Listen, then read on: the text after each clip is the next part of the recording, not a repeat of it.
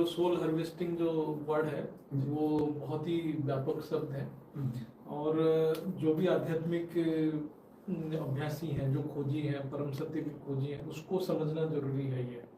नहीं तो वो उसकी आत्मा को पहले तो समझना पड़ेगा, हम सभी आत्माएं हैं। तो फिर वो आत्मा को कंट्रोल करना मतलब आत्मा की ऊर्जा को कौन कंट्रोल कर रहा है, जो आत्मा को दिशा ऊर्जा उसको कौन कंट्रोल कर रहा है, उसको समझना पड़ेगा।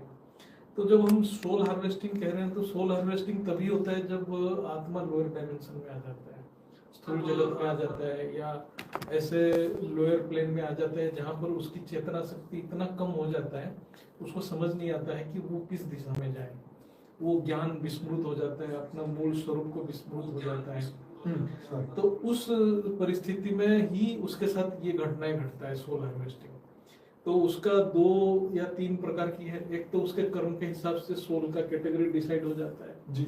और एक है कुछ सोल्स हैं जो बहुत ही ज्ञान के परम ज्ञान को खोज करके अपनी मुक्ति जीवन मुक्ति में चले जाते हैं।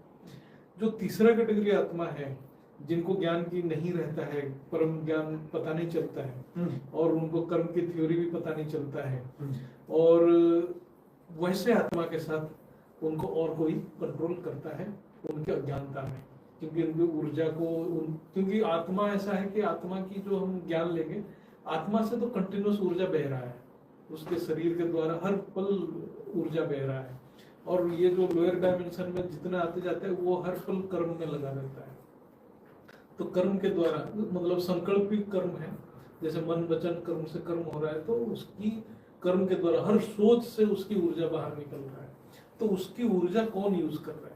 ये सबसे बड़ा क्वेश्चन। तो वो आत्मा उसी ऊर्जा को जो कौन यूज कर रहा है उसी हिसाब से आत्मा के नियंत्रण हो रहा है, उसी को सोल हार्वेस्टिंग कहते हैं। जैसे हम आत्मा